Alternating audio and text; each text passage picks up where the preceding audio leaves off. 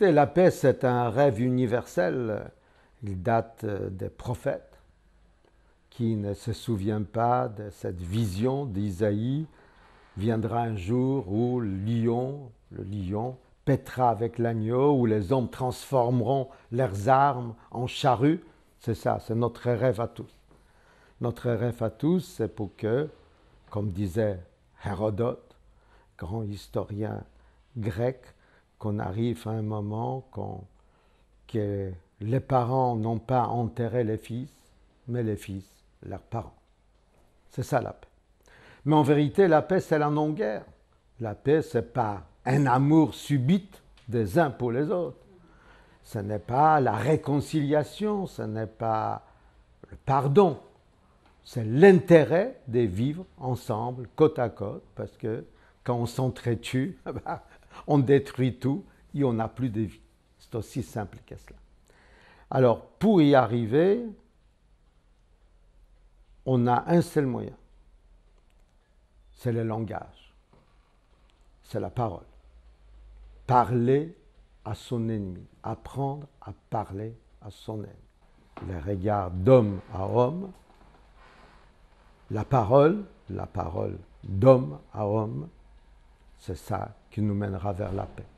Je pense que si chacun nettoie devant sa porte et règle ses angoisses et ses conflits et les apaise, il y aura beaucoup plus de paix dans le monde parce qu'ils ne sont pas en train de projeter leur peur et leur souffrance sur les autres, quoi.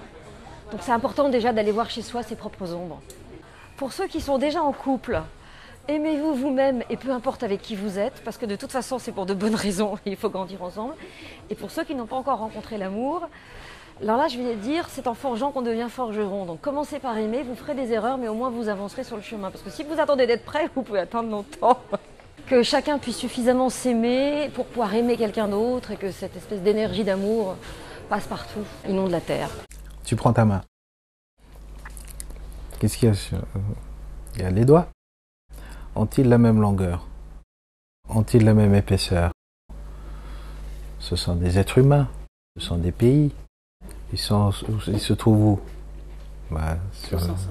Tous ensemble. Voilà. Le seul endroit, peut-être en Méditerranée ou au Moyen-Orient, ou peut-être au monde, je ne sais rien, mais le seul endroit où il y a un cimetière dans lequel il y a les trois communautés enterrées ensemble, juifs, musulmans. Donc vous avez une tombe musulmane, une tombe juive, côte à côte pratiquement, et puis un petit carré pour les catholiques. Où vous allez trouver ça? C'est la Goulette. Et le cimetière était situé à l'époque à une ville proche, d'ailleurs voisine, c'est le Kram. Goulette Casino, aéroport et Kram. Je vivais à la Goulette Vieille. Parole de femme, je l'ai faite il y a 4 ans, à la suite d'une grande militance, d'années de militance avec Marek Alter sur le chemin de la paix. Il m'a beaucoup appris parce que j'ai rencontré beaucoup de politiques israéliens, palestiniens, assisté aux conférences de Genève avec Simone Veil. Donc c'est vrai que j'ai beaucoup appris à son contact et que j'ai eu envie de faire ma propre association pour essayer d'initier cette paix en France également. Pour moi, la laïcité, c'est quelque chose de très important, donc on essaye de sauver cette laïcité dans les écoles et de partager la culture qu'on peut avoir, la culture séfarade de nos parents, comme ce qui pouvait se passer en Algérie, en Tunisie ou au Maroc. On essaie de recréer un petit peu cette fraternité. On essaie de réunir des fois aussi des jeunes de différents quartiers pour les faire se rencontrer, qu'ils n'aient plus peur l'un de l'autre et qu'ils apprennent vraiment à partager des valeurs communes, et ils ont plein de points communs. Et je pense que les femmes sont des mamans, donc sont vraiment à même d'essayer de recréer ces liens et d'obtenir peut-être pas une amitié, mais en tout cas un apaisement entre les différentes cultures. Pour arriver à ce qu'aujourd'hui on soit dans un monde de relative liberté, il a fallu que les gens payent de leur vie.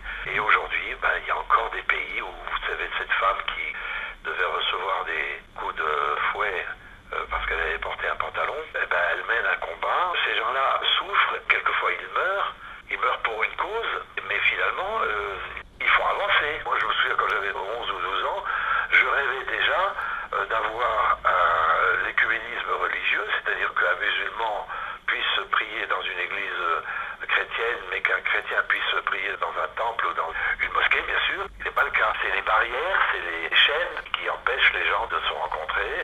Quand on se rencontre, on s'aperçoit qu'il n'y a pas de problème, quoi. Il est certain que même s'il y a des prédateurs, parce que les tigres préfèrent manger des poulets ou des gazelles plutôt que des choux-fleurs, quand on a le ventre plein, quand on n'a pas le souci de manger, on est beaucoup plus apte à faire la paix.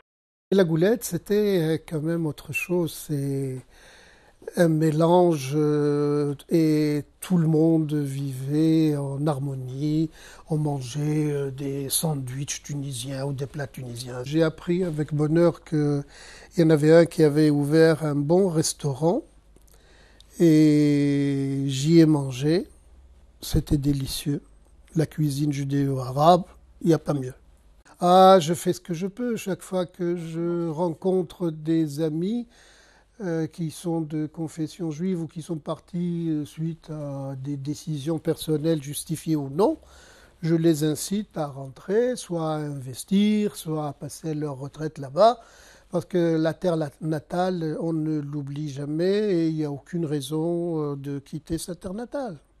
Les peuples n'ont qu'une envie, c'est de vivre dans la paix. Je suis né à Tunis, mon grand-père vivait à la Goulette, mon père est né à la Goulette, et je vivais la moitié de l'année à 1 kilomètre de la Goulette, à Kérédine exactement. La chose la plus drôle qu'on puisse dire et la plus représentative, c'est que quand il y avait la fête de la Madone, les juifs et les musulmans ne travaillaient pas et étaient dans le cortège. À Kippour, les musulmans et les catholiques, ils ne travaillaient pas, ils faisaient le repas de Kippour avec nous. Et quand il y avait le Ramadan, la fête du Ramadan, l'Aïd et tout ça, on était tous ensemble aussi. Il y avait, pour les enfants, c'était génial parce que ça fait beaucoup de fêtes et donc beaucoup de vacances.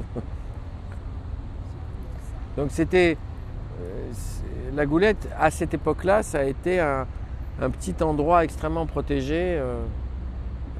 Mais bon, en Tunisie aujourd'hui, il y a encore au moins à Djerba, une communauté qui vit dans la paix et il y a une synagogue qui est magnifique et l'histoire de la relation entre les communautés en Tunisie n'est pas terminée. Et la preuve, c'est que beaucoup de juifs tunisiens ne vivant plus en Tunisie, ils retournent tout le temps, en parlent tout le temps, retrouvent leurs amis d'enfance, certains remontent des affaires là-bas. Et j'ai l'impression que les Tunisiens sont plutôt contents de ça. Il n'y a pas longtemps, j'ai fait à Venise au théâtre La Fenice pour l'UNESCO parce que je suis ambassadrice à l'UNESCO et j'ai fait justement tout un festival pour la paix là-bas. Mais pour moi, c'est essentiel parce que j'ai vécu en Tunisie où, quand je vivais là-bas, toutes les ethnies, toutes les races, toutes les religions étaient unies. Tout le monde s'aimait, tout le monde... il y avait un respect total. Moi, dans ma classe, on était des Maltais, des Russes, de toutes les Autrichiens, des Juifs, des Arabes. On était tous unis, Siciliens et tout ça. On était tous unis. Il y avait pas, on n'a jamais eu de problème, quoi, jamais. Mon grand-père vivait à la Goulette et il faisait des bateaux là-bas, à la Goulette. Il y avait un respect total quand il y avait la procession de la Madonna di Trapani et à Sicile, quoi. Et ben derrière la procession, il y avait tous les Tunisiens qui étaient là, juifs, arabes, tous. Il y avait un respect total et c'était exactement la même chose pour nous. Quand il y avait une fête juive ou arabe ou tout ça, musulmane, on était toujours là, on était toujours très unis. C'est la liberté qui est importante. Et pour moi, c'est essentiel. Je viens d'être nommée par le président de la République représentante spéciale pour la France pour le processus de paix au Proche-Orient, dans toutes les dimensions qui touchent le culturel, l'éducation, l'environnement et l'économique. Dans le concret, dans la construction de ponts entre les uns et les autres, parce que je pense que c'est en créant des choses en commun qu'on reconstruit la confiance. Et c'est aussi comme ça qu'on avance. Je suis ravie de m'associer à votre initiative et j'espère qu'on continuera à travailler ensemble parce que je crois qu'effectivement par l'art, par la musique, c'est aussi un moyen de construire, là encore, des ponts entre les peuples et on a plus que jamais besoin de construire des relations entre les uns et les autres. La Goulette, c'est un mythe. La Goulette, lieu de plaisir, petit paradis, lieu où vivent les trois religions monothéistes en harmonie. Là, c'est la scène de réconciliation où Youssef a très envie de se réconcilier avec Jojo, mais il ne veut pas montrer qu'il a baissé sa garde, alors il fait semblant qu'il est toujours fâché, qu'il veut juste savoir qui sont les fameux séducteurs qui ont séduit les filles.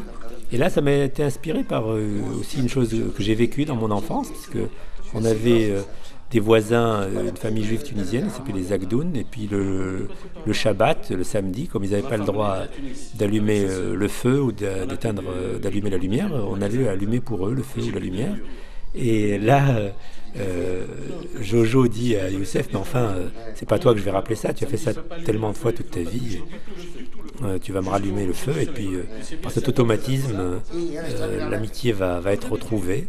Et plus tard, quand il va prendre 2 verres pour boire la boucha, il en prend 3, il dit mais pourquoi 3 verres? Et en fait, on va tout de suite savoir pourquoi, c'est parce qu'ils vont réintégrer l'italien dans leur groupe.